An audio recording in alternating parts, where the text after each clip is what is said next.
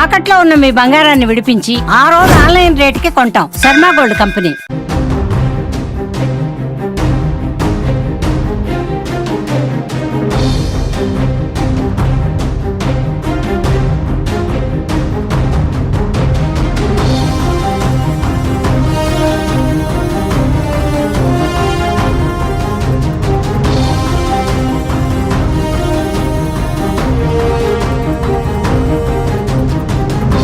పాకిస్తాన్ అణుస్థావరాలు దెబ్బతిన్నాయా?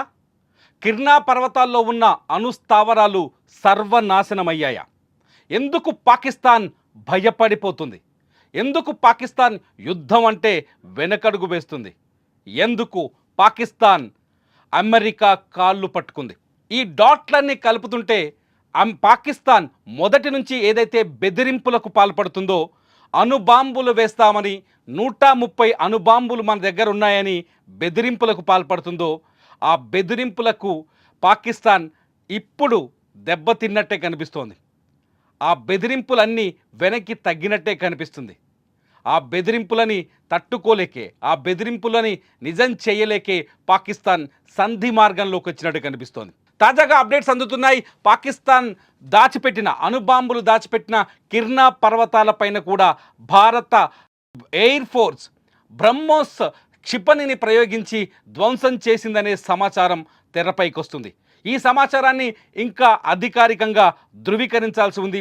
అయితే ఎప్పుడైతే అణుస్థావరం పైన భారత్ దాడి చేసిందో ఆ క్షణం నుంచే పాకిస్తాన్ అమెరికా కాళ్ళు పట్టుకొని భారత్తో సంధికి ప్రయత్నించినట్టుగా సమాచారం అందుతోంది.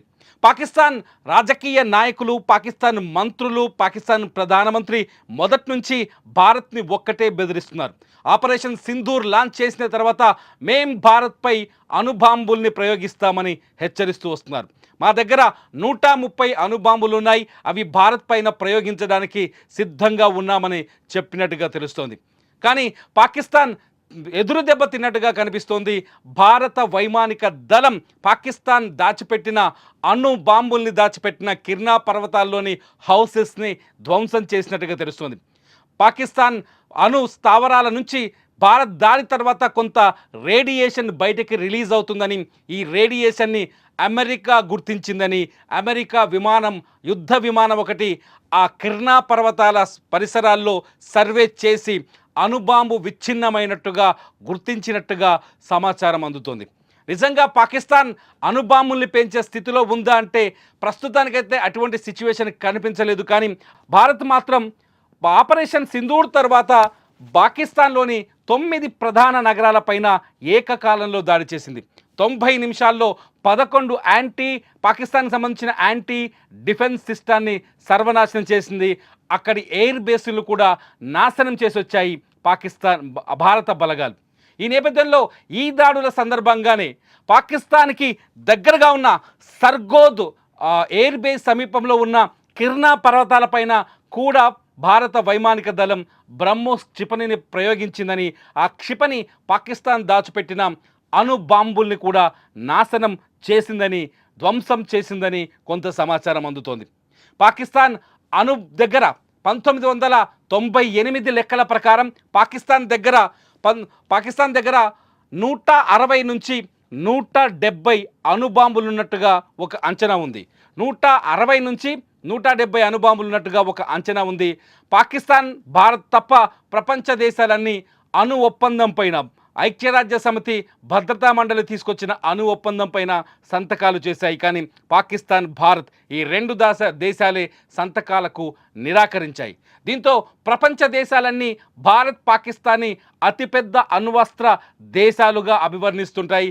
2 దేశాల దగ్గర అణుబాంబులు బలంగా ఉన్నాయని విశ్వసిస్తున్నాయి.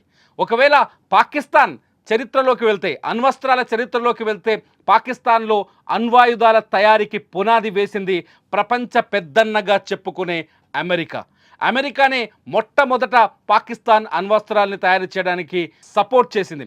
కానీ మధ్యలో చైనాతో విభేదాల తర్వాత అమెరికా వెనక్కి తగ్గింది, యూరప్ దేశాలు వెనక్కి తగ్గాయి. ఆ తర్వాత అమెరికా స్థానంలో పాకిస్తాన్ స్నేహంలోకి ఎంటర్ అయిన చైనా పూర్తి స్థాయి అణు మ్యాప్ని అందించింది. టెక్నాలజీని అందించింది. కొంతమంది అణ్వస్త్రాల తయారీలో కీలకమైన సైంటిస్టులను కూడా పాకిస్తాన్కి తరలించి అక్కడ అణ్వాయుధాల తయారీకి సహకరించింది. At the same time China పాకిస్తాన్కి ఆయుధాలను కూడా భారీ ఎత్తున అమ్ముతోంది. అయితే చైనా వస్తువులు భారత్లో డూప్లికేట్గా ఎలా కనిపిస్తాయో చైనా అణ్వస్త్రాలు కూడా డూప్లికేట్గానే ఉంటాయని మరోసారి కూడా రుజువైంది. ఎందుకంటే పాకిస్తాన్ ఆర్మీకి చైనా సరఫరా చేసిన అన్ని టెక్నాలజీలు విఫలమయ్యాయి. నిన్న భారత్ ఏదైతే 90 నిమిషాల్లో 11 ఎయిర్ బేసులపై దాడి చేసిందో ఆ ఎయిర్ బేసుల్లో పాకిస్తాన్ వాడుతున్న అత్యధిక టెక్నాలజీ చైనా నుంచి దిగుమతి చేసుకుంది. ఆ రాడార్ టెక్నాలజీ, ఆ రాడార్ వ్యవస్థ కూడా భారత వైమానిక దాడిని, భారత క్షిపణి దాడుల్ని పసిగట్టలేకపోయిందంటే పాకిస్తాన్ ఎంత వెనకబడిపోయిందో ఇక్కడ అర్థం చేసుకోవచ్చు. ఇప్పటికే పాకిస్తాన్ అంతర్గతంగా తీవ్రంగా దెబ్బతిన్నది. కరాచీ పోర్టుతో సహా మొత్తం 9 నగరాల్లో భారత్ విధ్వంసాన్ని సృష్టించినట్టుగా ఇవాళ ఇండియన్ ఎయిర్ ఫోర్స్ కూడా ప్రకటించింది. మే 7వ తేదీన ఈ దాడులు చేసినట్టు భారత వైమానిక దళం కూడా ధృవీకరించింది. ఇదంతా చూస్తుంటే యుద్ధం మొదలు కాకముందే పాకిస్తాన్ తీవ్రంగా దెబ్బతిన్నదని అర్థమవుతుంది. ఇప్పటికే పాకిస్తాన్కి ఆర్థికంగా గుండెకాయ లాంటి కరాచీ పోర్టు సర్వనాశనం కావడం, అక్కడ ఐఎన్ఎస్ విక్రాంత్ ప్రయోగించిన క్షిపణి పాకిస్తాన్ కరాచీ పోర్టుని సర్వనాశనం చేయడంతో ఆర్థికంగా తీవ్రమైన కష్టాల్లోకి వెళ్ళింది పాకిస్తాన్. ఈ సమయంలోనే 9 నగరాలపైన భారత్ మిసైల్స్ని ప్రయోగించి వాళ్ళ ఎయిర్ బేసుల్ని ధ్వంసం చేయడంతో ఆర్మీ కానీ పాకిస్తాన్ ఎయిర్ ఫోర్స్ కానీ కాళ్ళు చేతులు విరిగి మూలన పడ్డట్టుగా తయారైంది. ఈ పరిస్థితుల్లో భారత్ని భయపెడుతూ వచ్చిన, అణుబాంబులేస్తామని భయపెడుతూ వచ్చిన పాకిస్తాన్కి మరో బండరాయి పడ్డట్టుగా కనిపిస్తోంది. పాకిస్తాన్ అణుస్థావరం పైన కూడా భారత ఆర్మీ దాడి చేసిందని స్పష్టంగా ఇప్పుడిప్పుడే వార్తలు తెరపైకి వస్తున్నాయి. ఒకవేళ కిర్నా పర్వతాల్లో అణుస్థావరం నిజంగానే ఉంటే పాకిస్తాన్ కిర్నా పర్వతాలపైన ఒక భారత ఆర్మీ నిజంగానే దాడి చేస్తుంటే ఇది పాకిస్తాన్కి కోలుకోని దెబ్బ అవుతుంది. ప్రపంచవ్యాప్తంగా అణుబాంబు జరిగింది మొట్టమొదట కేవలం హిరోషిమా నాగసాకి పైనే. ఆ తర్వాత మళ్ళీ అణుబాంబు పేలింది మాత్రం పాకిస్తాన్ కిర్నా పర్వతాల్లోనే అవుతుంది. ఇది ప్రపంచంలో 2వ రికార్డు అవుతుంది. కిర్నా పర్వతాలు విధ్వంసం మొదలైతే అది పాకిస్తాన్కి కూడా తీవ్రమైన నష్టాన్ని కలిగిస్తుంది.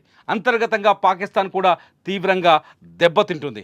మొత్తానికి ఇంకా పూర్తి వివరాలు అందుబాటులోకి రావాల్సి ఉన్నాయి. అయితే భారత ఆర్మీ మాత్రం పాకిస్తాన్ కిర్నా పర్వతాలపైన దాడి చేశారా, వాళ్ళ అణుస్థావరాల్ని పేల్చేశారా అనే మీడియా ప్రశ్నలు అడిగితే భారత ఆర్మీ మార్షల్ మాత్రం అందులో వాస్తవం లేదు, అది ఇంకా మేము ఆ ప్రాంతానికి చేరుకోలేదు అంటూ ఒక విచిత్రమైన సమాధానం చెప్పారు. ఈ సమాధానాన్ని చూస్తే కూడా ఒక విషయం అర్థమవుతుంది. భారత ఆర్మీ ఎయిర్ ఫోర్స్ కిర్నా పర్వతాల్లో ఉన్న పాకిస్తాన్ అణుస్థావరాల్ని ధ్వంసం చేసిందేమో అని. ఒకసారి ఎయిర్ ఫోర్స్ మార్షల్ భారతి ఏం మాట్లాడారో ఒకసారి చూడండి. Thank you for telling us that Kirana Hill houses some nuclear installation. We did not know about it. Okay. We've not hit Kirana Hills, whatever is there. Okay. I did not brief in my briefing yesterday. Thank you. Ladies and gentlemen, thank you so much. As I said yesterday, as I said earlier and yesterday, it is difficult to take everybody's questions, and the DGMs have to reach somewhere right now. భారత air marshal AK Bharati చెప్పిన మాటలు చూస్తుంటే నిజంగా పాకిస్తాన్ ఇప్పుడు తీవ్రమైన ప్రమాదంలో ఇరుక్కుపోయినట్టుగా అర్థమవుతోంది. ఇదిలా ఉంటే అమెరికా మొదటి నుంచి పాకిస్తాన్ మధ్యలోకి రాను అని చెప్పింది. ఆ తర్వాత అమెరికా అనూహ్యంగా భారత్ పాకిస్తాన్ మధ్యలో చర్చలకు సిద్ధమని చెబుతోంది. అంతేకాదు అమెరికా అధ్యక్షుడు ట్రంప్ కూడా కశ్మీర్ విషయంలో మధ్యవర్తిత్వం వహిస్తానని ఉచిత సలహాలు ఇస్తున్నాడు. భారత ప్రధానమంత్రి నరేంద్ర మోదీ చాలా స్పష్టంగా చెప్పారు, పీఓకే భారత్దే, పీఓకేని స్వాధీనం చేసుకునే వరకు ఎవరి సలహాలు ఎవరి మధ్యవర్తిత్వం మాకు అక్కర్లేదు అని. మరి మీరేమనుకుంటున్నారు? పాకిస్తాన్ అణుస్థావరం పేలిపోయిందా? అందుకనే భయంతో పాకిస్తాన్ అమెరికా కాళ్ళు పట్టుకుంటుందా? అందుకే అమెరికా భారత్కి ఉచిత సలహాలు ఇస్తుందా? అమెరికా కూడా ఈ యుద్ధ వాతావరణంలో నాటకం ఆడుతోందా? మీరేమనుకుంటున్నారో ఈ వీడియో కింద మీ అభిప్రాయాన్ని విస్తృతంగా రాయండి. మంచి కామెంట్స్ పైన నేను తప్పకుండా మరో వీడియో చేస్తా. చూస్తూనే ఉండండి సుమన్ టీవీ.